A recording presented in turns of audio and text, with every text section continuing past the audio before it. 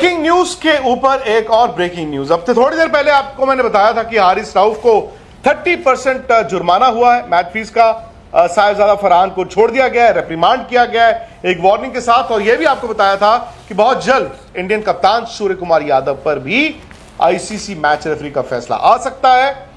आधिकारिक तौर पर अभी अनाउंस नहीं हुआ है, लेकिन आपको बता दें कि सूर्य कुमार यादव को भी मैच रेफरी ने कहा है गिल्टी। उन्होंने कहा है कि जो उन्होंने पोस्ट मैच प्रेजेंटेशन में और उसके बाद प्रेस कॉन्फ्रेंस में जाकर जो बयान दिए थे वो नहीं देने चाहिए थे, और सूर्य कुमार यादव पर भी फाइन लगाया गया है। अब सवाल यह है कि क्या 30% होगा या फिर 50% होगा। फिलहाल जो इंडिकेशंस आ रही है वो ये है कि जैसे हारिस रऊफ पर 30% मैच फीस का जुर्माना लगा है, वही 30% इंडियन कप्तान सूर्य कुमार यादव पर भी लगा है।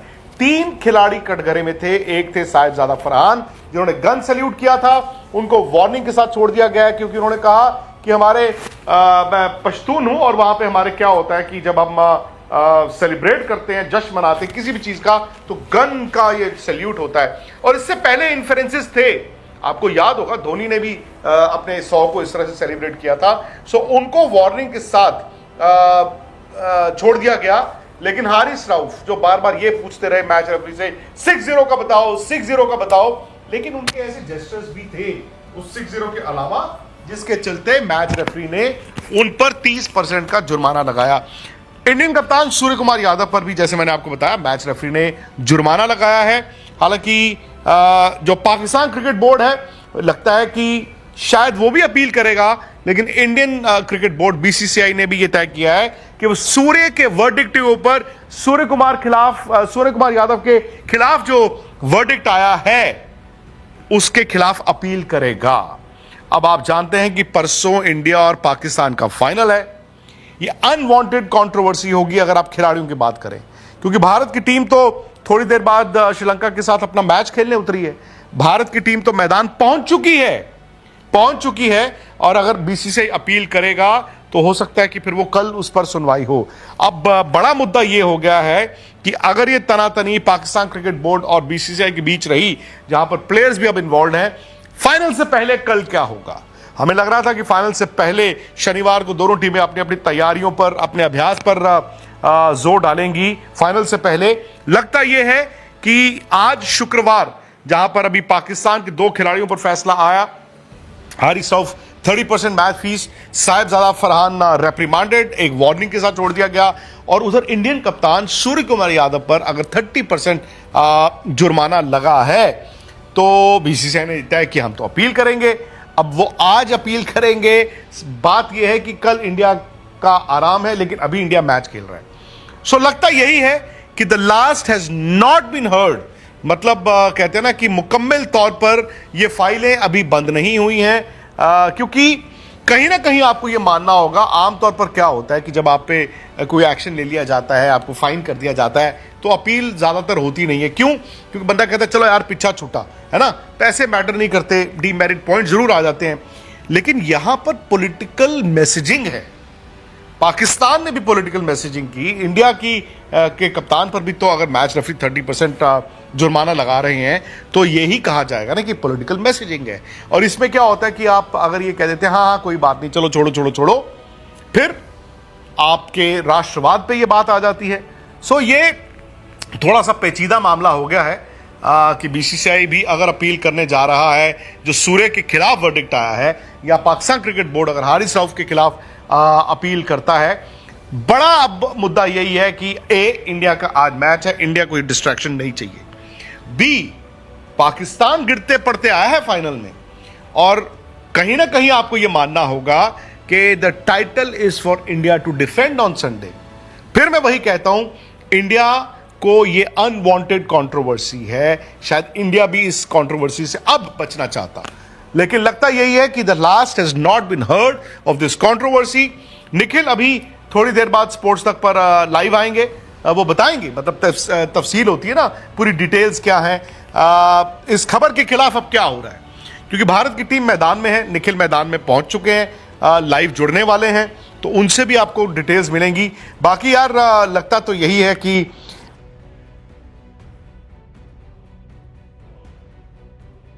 अस्सलाम वालेकुम दोस्तों, आईसीसी की अदालत में पाकिस्तान ने भारत को रौंद डाला है। हारिस रऊफ पर इन्होंने केस किया हुआ था कि उसने 6-0 लगाया है और उसने राफेल का मजाक उड़ाया है। तो हारिस रऊफ ने कहा कि क्या वाकई आप मानते हैं कि 6-0 हुआ है, क्या 6 राफेल गिरे हैं? अगर मेरे इशारे का ये मतलब है तो उन्होंने कहा नहीं, ऐसे तो नहीं है, वो तो कुछ और ही है, और आप तो मानते ही नहीं है कि राफेल गिरे हैं। तो फिर ये कहाँ से आ गया? मैंने ये इशारा किया और आपने कह दिया कि ये तो राफेल गिरे हैं। और पाकिस्तान भी तो ये नहीं कहता, पाकिस्तान तो कहता है 4 राफेल गिरे हैं, 6 का तो हम नाम ही नहीं लेते। फिर आप ही बता दीजिए बाकी 6 कहां से पूरे होंगे? तो दोस्तों वहां पर भी भारत को मुंह की खानी पड़ी है और हारिस रऊफ पर एक छोटा सा दोस्तों 30% मैच फीस का जुर्माना हुआ है। सब ज्यादा फरहान के लिए कह रहे थे कि आपने भारतीयों को धमकी दी है कि हम आपको बंदूकों से उड़ा देंगे। तो यहाँ पर पाकिस्तान ने ये समझे कि साहिबजादा फरहान ने कह दिया कि हमने, ये तो हमारा कल्चर है, हमारे पेशावर में ऐसा ही होता है, शादी ब्याह पर हम जब खुश होते हैं तो हम फायरिंग करते हैं, तो हमारा तो हलाके का कल्चर है, हलाकाई कल्चर है, आप वीडियोज निकाल कर देख लें, हम ऐसे ही करते हैं। तो वहाँ पर साहिबजादा फरहान को एक छोटी सी वार्निंग देकर आपने दोबारा गन शॉट नहीं करना, ये छोड़ दिया गया। कोई दोस्तों उन पर जुर्माना नहीं हुआ, लेकिन दोस्तों सूर्य कुमार यादव को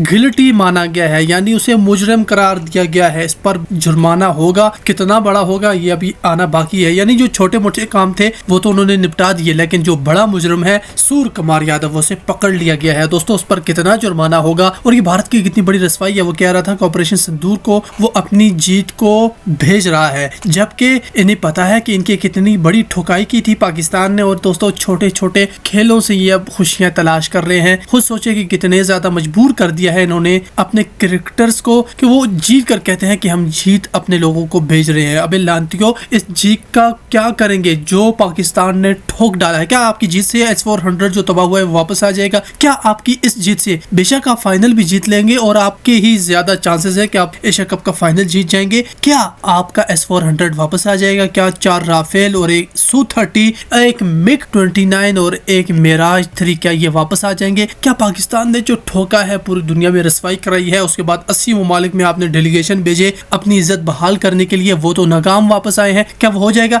क्या आपके एशिया कप के जीतने से, दोस्तों एक बार फिर कह रहा हूँ, एशिया कप के जीतने से क्या आपके पाकिस्तान और सऊदीया के दरमियान जो मुआहदा हुआ है क्या वो टूट जाएगा? कुछ भी नहीं होने वाला, इन बातों से कुछ मतलब ही नहीं है और आप लोगों ने इन्हें इतना ज्यादा फैला दिया है। सबसे पहली कंट्रोवर्सी ये हुई थी कि दोस्तों सूर्य कुमार यादव ने हाथ मिलाने से इनकार किया था और इसी वजह से उन्हें गिल्टी माना गया है कि ये काम तो आपने शुरू किया था, इसलिए अभी तक उन पर फैसला नहीं आया। एक तो बात यह है कि आज इनका मैच भी है श्रीलंका के साथ और ये खेलने चले गए हैं। इन्होंने दोस्तों जब ये फैसला आया कि सूर्य कुमार यादव मुजरिम करार दिया गया है तो उसके बाद तो बीसीसीआई कह रही है कि हम अपील करेंगे। पाकिस्तान ने भी कह दिया है कि हम भी अपील करेंगे हारिस रऊफ पर जो आपने 30% जुर्माना लगाया है। आप आकर प्रूव करें कि हारिस रऊफ ने यहाँ पर प्लेन गिरने का इशारा किया है। हारिस रऊफ मुंह से तो कुछ बोला नहीं है, वो यहाँ पर जाते हैं और नीचे कर देता है। रोनाल्डो के देख लें, वो भी ऐसी सेलिब्रेशन करता है। ये तो प्लेयर्स की सेलिब्रेशन है, अगर वो मुंह से बोला है। यहाँ पर तो सूर्य कुमार यादव जो है वो मुंह से बकवासियात कर रहा था, उस पर दोस्तों लंबा जुर्माना होगा और हो सकता है कि उसकी पूरी की पूरी मैच फीस भी इसके अंदर ही चली जाए।